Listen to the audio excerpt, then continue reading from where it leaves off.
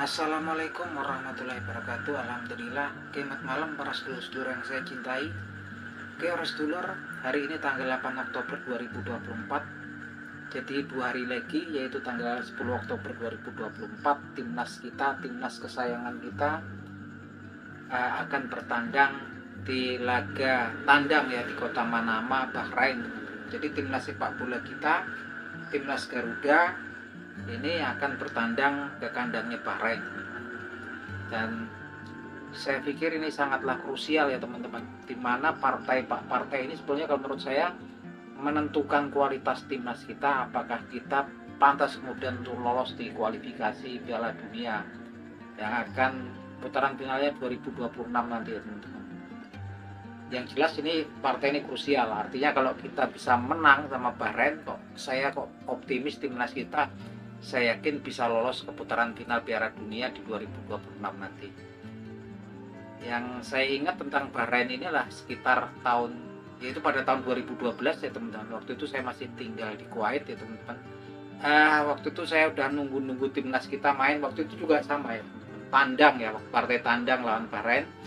Waktu itu timnas kita kalah 10-0 teman-teman. Nah itu luar biasa, kalah sampai 10-0 teman-teman. Nah di match kali ini kan kita juga udah berubah sama sekali ya, formasi pemainnya jauh berbeda dengan pemain-pemain yang 2012 dulu teman-teman. Yang jelas timnas kita juga sekarang terisi pemain-pemain muda yang berkualitas gitu kan, pemain-pemain diaspora ya kebanyakan sekarang ya, apalagi nanti di match di tanggal 10 nanti ketika laga tandang sama Bahrain, hampir dipastikan ada 2 pemain baru dari diaspora yang join di timnas kita, yaitu Mesilker dan Eliano Reinders ya, gitu kan. Yang dua-duanya ini sangat istimewa kalau menurut saya. Kenapa saya bilang istimewa? Karena Mesilker sendiri kan dia dari Eredivisie, dari klub papan atas di Liga Belanda, dan dia pemain inti atau pemain reguler daripada klub FC Football Club Twente ya teman-teman. Karena selama ini yang kita punya kan belum menjadi pemain reguler ya, kecuali Jay Izes dan Martin Pas sama Tom Hay gitu kan. Itu pun kan kalau yang sekarang ini ada kan pemain muda dan dia pemain reguler di klubnya, seperti Mesilker juga, Eliano Reinders juga pemain reguler di klubnya, yaitu di Football Club Zwolle ya, yang juga di Eredivisie atau Liga Utama Belanda. Jadi ini sangat penting. Kalau kita lihat pemain-pemain kita yang lain kan belum menjadi pemain inti di klubnya. Seperti Nathan Juaon kayaknya di Swansea City juga masih di pemain cadangan dan kayaknya belum pernah turun ya saat ini ya teman-teman. Walaupun mereka berlatih, tapi kalau nggak pernah turun ini di laga sesungguhnya kan memang juga kan saya pikir tingkat kebugarannya pastinya juga kurang gitu kan. Tom Hay sekarang di klubnya malah dia di liga degradasi di Eredivisie, yaitu Almere City gitu kan. Walaupun ya lumayan Tom Hay dia jadi pemain reguler ya di Almere City gitu kan. Terus Justin Hubner malah justru ini dia masih under 21 di Wolverhampton Wanderers ya di Liga Premier Inggris. Tapi kali ini Justin Hubner juga nggak bisa memperkuat timnas kita karena dia masih cedera. Kemudian Rafael Struijk kemarin diadu Den Haag juga masih pemain cadangan ya, belum menjadi pemain reguler, dan saat ini kan pindah ke Liga Utama Australia ya, kalau nggak salah di Brisbane Roar gitu kan. Dan kita berharap Rafael Struijk di Brisbane Roar nanti jadi pemain reguler ya. Karena pemain-pemain kita memang belum pada menjadi pemain reguler di klubnya masing-masing. Kayak si Ivar Jenen masih the young Utrecht gitu kan, di under 20 pemain reverse-nya Utrecht gitu kan. Kalau yang 2 datang terakhir ini kan memang pemain reguler gitu, Eliano Reinders dan Mesilker. Yang jelas dengan kedatangannya Mesilker ini lumayan, ini bisa nutup ketika si Justin Hubner cedera. Ini pastinya ini kesempatan untuk Mesilker untuk langsung main dari babak awal ya. Saya pikir langsung jadi starting ya. Dan yang paling mengembirakan adalah Eliano Reinders, karena Eliano Reinders ini kan memang dia versatil, artinya bisa dipasang di beberapa posisi ya, baik dia jadi wingback, left back, kemudian jadi attacking midfielder. Tapi kalau saya lihat sih posisi naturalnya dia winger kiri ya, walau kadang-kadang dia dipasang winger kanan. Dan ini tampaknya bisa mengisi posisi Marcelino Ferdinand yang kalau saya sendiri lihatnya juga belum maksimal ya karena ini kan. Saya yakin besok kalau si Silger pastinya juga akan jadi starter, dan juga Eliano Render juga jadi starter ya. Dan saya pikir pastinya saya yakin ya Coach Sintayong akan memasang formasi 3-4-3. Artinya di sini kalau kita lihat memang kemungkinan tiga backnya adalah Silger di sisi center back kanan, kemudian JIZ jadi center back tengah, kiri kemungkinan besar center back kirinya nanti kemungkinan besar Rizky Ridho ya gitu kan. Karena Silger ini kayaknya posisinya sama center back bagian kiri di FC Twente juga seperti itu. Yang selama ini kalau di timnas diisinya sama di center back kanan ya, yang biasanya ditempatin si Rizky Ridho gitu kan. Dan posisi tengah pastinya akan ditempati Tom Hai, Nathan Joaon dan Ivar Gerner ya teman-teman. Calvin Verdong pastinya nanti jadi wingback ya, kiri. Saya yakin wingback kiri, kemudian Nathan Joaon juga bisa dipasang sebagai wingback kanan. Dan kalau kemudian Sandy Walsh udah bugar, pastinya juga kalau nggak Nathan Joaon juga Sandy Walsh di wingback kanan. Dan juga ada Asnawi Mangkualam ya, yang bisa jadi pelapis di sini. Yang jelas di formasi 3 di depan pastinya saya yakin winger kirinya adalah Eliano Reinders, kemudian striker Rafael Struijk, dan kemudian di winger kanannya kemungkinan besar adalah Ratnaro Ratmangun. Saya pikir itu ya padunya. Yang jelas pastinya nggak mudah karena Bahrain ini kan pemain-pemainnya pemain senior semua, dan memang capnya udah ada yang sampai 50 cap ya, ada pokoknya di atas 40-an lah. Artinya cap memperkuat timnas mereka udah pada di atas 40, di atas 30, di atas 40, udah memperkuat lama di timnas gitu kan. Ya, artinya udah berpadu ya. Dia udah padu, beda dengan timnas kita yang memang masih baru join gabungnya ya.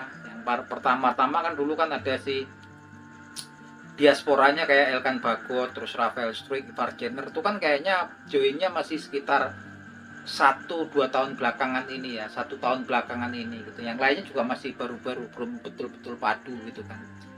Kalau Bahrain ini kan udah padu dia, pemain-pemainnya memang udah terbentuk lama nih timnasnya. Terus Bahrain juga posisi peringkatnya kan ini 76, artinya memang kemudian juga nggak bisa sembarangan kita, karena Bahrain ketika di kandangnya Australia bisa menang 0-1 ya gitu kan. Dan Bahrain kemarin habis kalah sama Jepang 5-0 di kandangnya. Artinya memang dia realistisnya memang Bahrain sama Cina juga ini kan memang mengincar posisi 4 ya untuk kemudian lolos di babak playoff. Tapi kita yakin Indonesia bisa mencuri poin. Kalau saya pikir itu ya. Walaupun kalau lihat kemungkinan fisiknya juga mereka main di kandang pastinya juga cuaca juga pengaruh, walaupun mainnya kabarnya kan jam 7 malam ya di sana ya, waktu Bahrain setempatnya. Tapi yang jelas kan walaupun udaranya sejuk sekarang, kalau menurut Coach Sintayong sejuk, biasanya itu kelembapannya beda ya, dia kering udaranya kalau di mid sana. Nah teman-teman, yang jelas kita semua gembira karena kemudian timnas kita udah melangkah sejauh ini. Dari dulu kalau saya nonton timnas kita kalau di ASEAN aja selalu ketemu Thailand, ketemu Vietnam, ketemu Malaysia juga jarang menang gitu kan, susah mau menangnya. Sekarang saya juga begitu surprise ketika timnas kesayangan kita semua bisa duduk berdiri sama tinggi, duduk sejajar dengan timnas raksasa Asia seperti Jepang, kemudian ada Bahrain, Arab Saudi, ada Australia itu kan. Bahkan terakhir kita bisa menahan Arab Saudi 1-1, Australia juga 0-0. Ini kan luar biasa ya teman-teman. Timnas kita perkembangannya di bawah kepemimpinan Bapak Erick Thohir dan juga kepelatihan Coach Sintayong ini luar biasa kemajuannya kan. Walaupun banyak pihak yang kemudian sering menyerang, yang mendiskreditkan pemain diaspora gitu kan. Ya kadang-kadang kita juga kesel ya, yang biasanya ngobrol-ngobrolnya politik, nyerang politik gitu kan, seperti Bung RK tahu-tahu juga nyerang pemain naturalisasi atau pemain diaspora. Soalnya kalau pemain diaspora sini kan darahnya juga darah campuran, ada darah Indonesianya. Dulu naturalisasi juga udah banyak, justru dulu nggak ada darah Indonesianya sama sekali gitu kan. Yang dari Nigeria, Kamerun gitu kan. Kemana itu Bung RK waktu itu, kok baru sekarang gitu kan. Kadang-kadang kita kecewa ya, kadang-kadang yang pengamat-pengamat politik ini ikut-ikutan gitu kan. Ya sekedar ngapain itu kalau nyerang-nyerang timnas kesayangan kita. Ini kan hiburannya rakyat secara menyeluruh ya, nggak cuma orang-orang yang menengah, tapi menengah ke bawah juga hiburannya sepak bola ini gitu kan. Kalau kemudian mereka geret-geret kayaknya juga bau serang-serang sama ahli orang-orang yang sebetulnya aslinya naturalnya pengamat politik, pastinya juga kita semua pastinya akan kesal gitu kan. Dan pastinya nggak perlu kita kemudian kasih panggung orang yang memang naturalnya nggak hobi sepak bola, naturalnya pengamat politik, kemudian turut berkecimpung mengamati sepak bola, kemudian cuman mengkritisi gitu kan aneh kayak Bung RK itu kan. Ngapain dari dulu udah banyak gitu pemain naturalisasi, dari zamannya Irfan Badim, terus kemudian zamannya ada Bio Paulin, ada Greg Mongkolo. Kemana Bung RK zaman itu gitu kan, kok baru sekarang gitu kan. Yang jelas janganlah diganggu. Timnas ini kan hiburannya hiburan rakyat kecil, hiburan kebanyakan juga menengah ke bawah. Saya itu ngelihat ya, kalau kita lihat perpolitikan di negeri kita ini kan memang gontok-gontokan ya, intrik terus lah kayak gitu kan.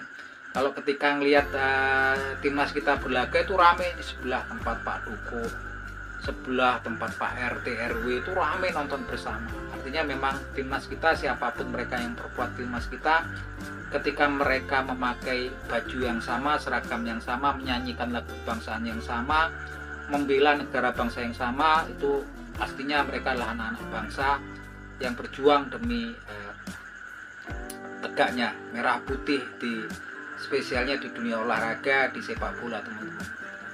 Nah, kita pun berharap ya teman-teman, karena memang supporter kita itu kan besar ya, penduduk kita itu 280 juta. Kita berharap nanti di Piala Dunia 2026 nanti saya udah nggak mendukung timnas-timnas negara lain ya, kayak dulu dukung Argentina atau dukung Brazil, ada yang dukung Jerman atau Prancis. Kita kalau bisa 2026 nanti mendukung timnas kesayangan kita sendiri. Nah oke teman-teman, saya pikir memang kita semua patut berdoa, berharap timnas kita besok bisa meraih poin ya, 3 poin. Kalau kemudian bisa meraih 3 poin, saya yakin memang optimisme besar sekali kemudian untuk timnas kita lolos di putaran final Piala Dunia 2026 nanti. Oke teman-teman, salam seduluran dari saya Pak Dikun, channelnya Pak Dikun. Sukses timnas kita ya.